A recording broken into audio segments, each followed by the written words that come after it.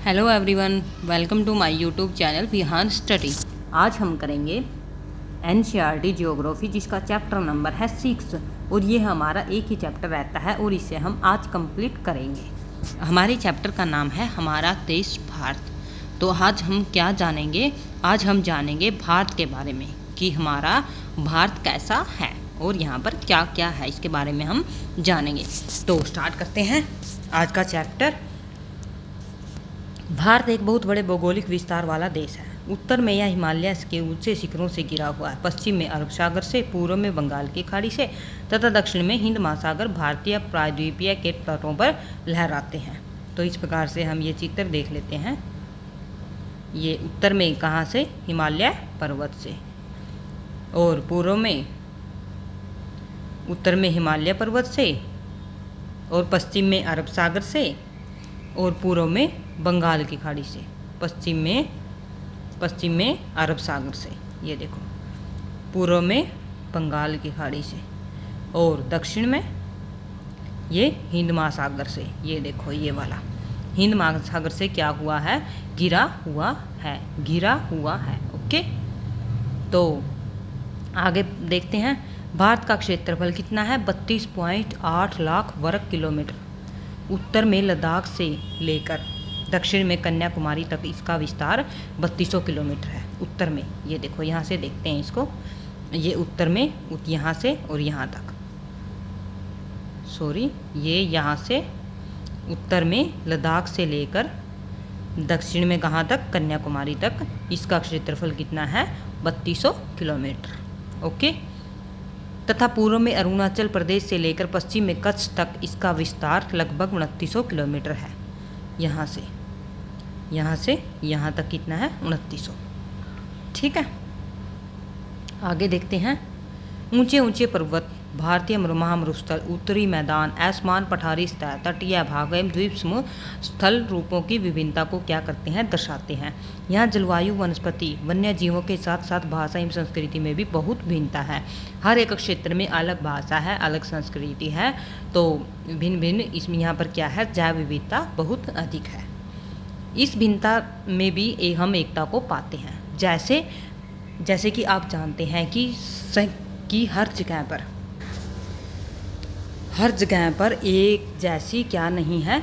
वनस्पति, संस्कृति और भाषा एक जैसी नहीं है। फिर भी यहाँ पर क्या है? इतनी भिन्नता होते हुए भी यहाँ पर एकता है, जो हमारी परंपराओं को दिखाती है। यही कारण है कि हम एक राष्ट्र में बंधे हुए हैं। वर्ष 2011 से अब तक भारत की आबादी कितनी है? ये 2011 की गणना की हुई है। 120 करोड़ से भी अधिक। यह चीन के बाद विश्व का दूसरा सबसे अधिक जनसंख्या वाला क्या है? देश है। आगे हम भारत की स्थिति के बारे में जान लेते हैं कि भारत की स्थिति कहाँ पर है, कैसी है। भारत उत्तरी गोलार्ध में स्थित है। तो हम विश्व का मैप देखते हैं। अगर इसमें दिया है, इसमें विश्व का मैप नहीं दिया है, तो मैं आपको थोड़ा सा यहीं पर समझा देती हूँ, तो ध्यान से समझना। जैसे ये हमारी क्या है? पृथ्वी। ये इसके बीच से विषुवत रेखा यानी कि भूमध्य रेखा सेंटर से गुजरती है, और यहाँ पर क्या है? कर्क रेखा। और हमारा जो भारत है वो कहाँ है? वो उत्तरी गोलार्ध में, मतलब ये ऊपर की तरफ है। ठीक है, इसको क्या बोलते हैं? उत्तरी गोलार्ध, दक्षिण गोलार्ध, पूर्वी गोलार्ध, पश्चिम गोलार्ध। वैसे तो उत्तरी और दक्षिणी होते हैं। कर्क रेखा 23 डिग्री 30 मिनट उत्तर में है। कर्क रेखा कहाँ है? ये हमारी कर्क रेखा है, और ये हमारी क्या है? मकर रेखा। ठीक है, मकर रेखा 23 डिग्री 30 मिनट दक्षिण में है, और ये कहाँ है? ये उत्तर में है।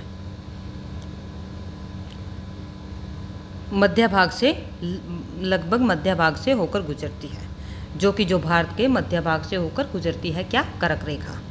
ठीक है, दक्षिण से उत्तर की ओर भारत की भूमि का विस्तार दक्षिण से उत्तर की ओर कितना है? 8.4 से लेकर 37.6 तक उत्तर अक्षांशों के बीच है।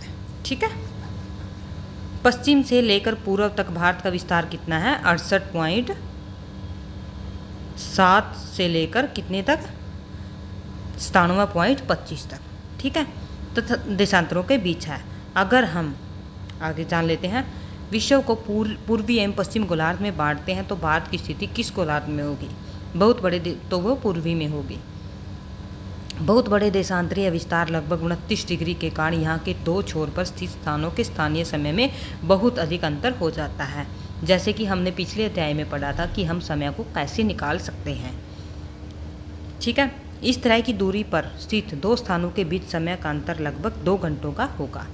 जैसा कि आपने पहले पढ़ा है, प्रत्येक 1 डिग्री देशांतर के लिए स्थानीय समय में कितने 4 मिनट का कितना अंतर होता है? 4 मिनट का।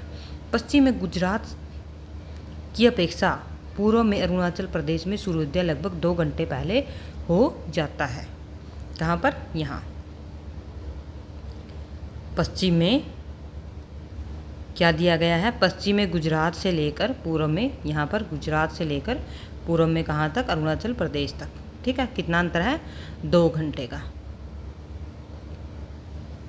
आप पहले पढ़ चुके हैं 82 डिग्री 30 मिनट पूर्व देशांतर के स्थानीय समय को भारत का मानक समय क्यों माना जाता है?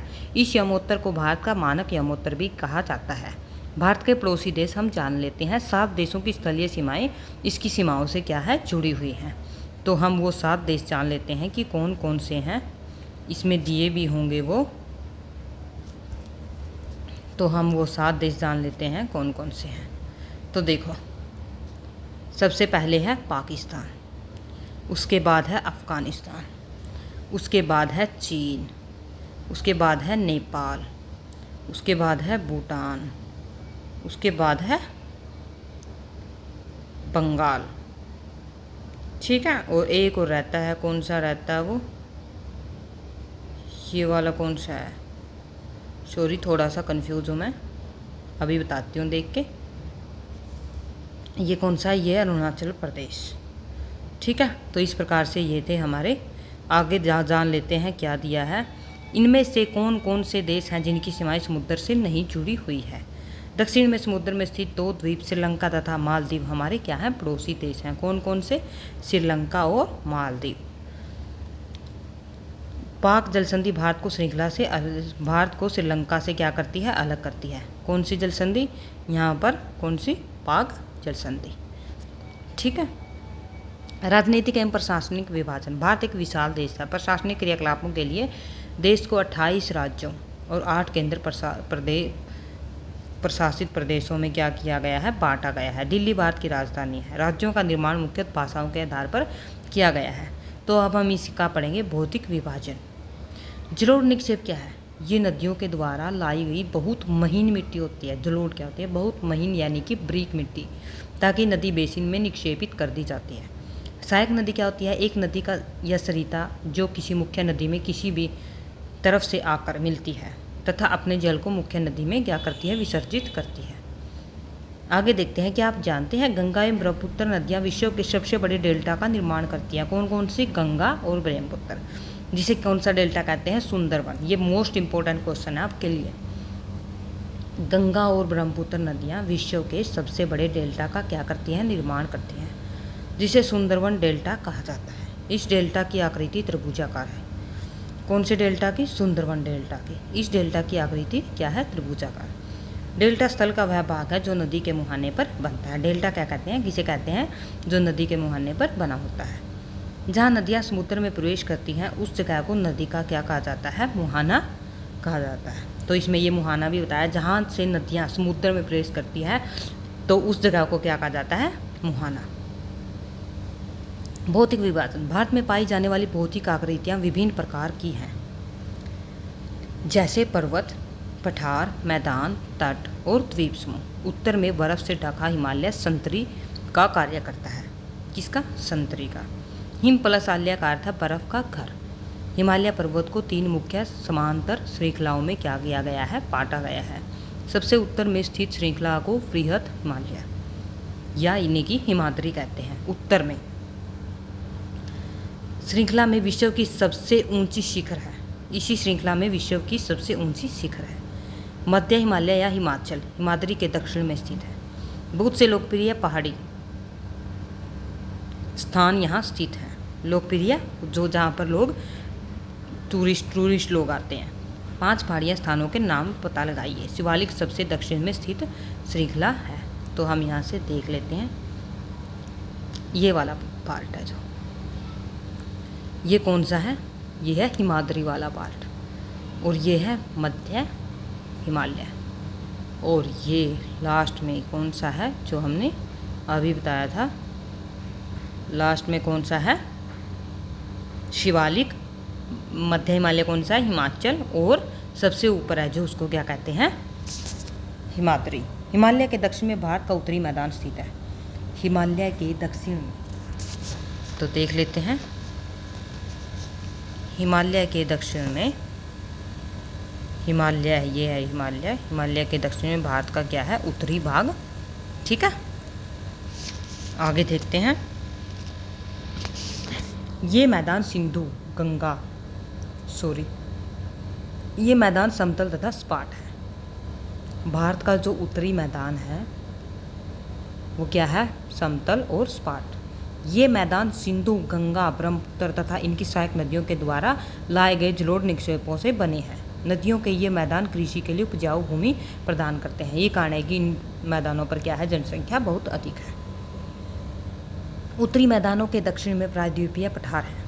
उत्तरी मैदानों के दक्षिण में मैं आपको बता ही देती हूँ कहाँ पर है। यहाँ पर तो है उत्तरी मैदान। यहाँ पर क्या है, यहाँ पर खेती सबसे ज़्यादा होती है, और यहाँ पर खेती सबसे ज़्यादा होती है, इसके कारण यहाँ पर जनसंख्या बहुत ज़्यादा है। और ये जो है, ये वाला एरिया, ये क्या है, प्रायद्वीपीय पठार। ठीक है, इसकी आकृति त्रिभुजाकार होती है। इसका धरातल काफ़ी ऊंचा नीचा है। इस क्षेत्र में बहुत सी पहाड़ी श्रृंखलाएं तथा घाटियां स्थित हैं। इसके उत्तर पश्चिम में अरावली श्रृंखला स्थित है। उत्तर पश्चिम में, ठीक है, कौन सी, उत्तर पश्चिम में कौन सी है, अरावली श्रृंखला। विंध्य एवं सतपुड़ा भी महत्वपूर्ण श्रृंखलाएं हैं। इन श्रृंखलाओं से होकर नर्मदा तथा तापी नदियाँ बहती हैं। ये पश्चिम की तरफ बहने वाली नदियाँ हैं जो अरब सागर में गिरती हैं। ठीक है, इस पठार के भी पश्चिमी घाट या सह्याद्री तथा पूर्व में पूर्वी घाट स्थित है। इस पठार के पश्चिम में पश्चिम घाट, यहाँ पर पश्चिम घाट, और पूर्व में कौन सा है, पूर्वी तट। ठीक है, यहाँ से आप आइडियल सह्याद्री है यहाँ पर। ठीक है, आगे देखते हैं। पश्चिम घाट का विस्तार एक समान रूप में है, जबकि पूर्वी घाट बीच बीच से क्या हुआ, टूटा हुआ है एवं असमान भी है। इन पठारों में खनिजों जैसे कोयला एवं लौह अयस्क की प्रचुरता है। पश्चिम घाट के पश्चिम में तथा पूर्वी घाट के पूर्व तटीय मैदान स्थित है। पश्चिम तटीय मैदान क्या होते हैं, काफ़ी संकरे होते हैं।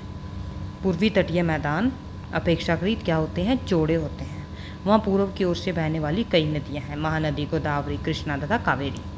बंगाल की खाड़ी में क्या होती है, गिरती हैं। ये नदियाँ अपने मुहाने पर उपजाऊ डेल्टा का क्या करती है, निर्माण। बंगाल की खाड़ी में गंगा एवं ब्रह्मपुत्र नदियों के मुहाने पर क्या है, सुंदरवन डेल्टा स्थित है। तो ये देखो, ये इसने छोटी सी कविता लिखी है इसके ऊपर।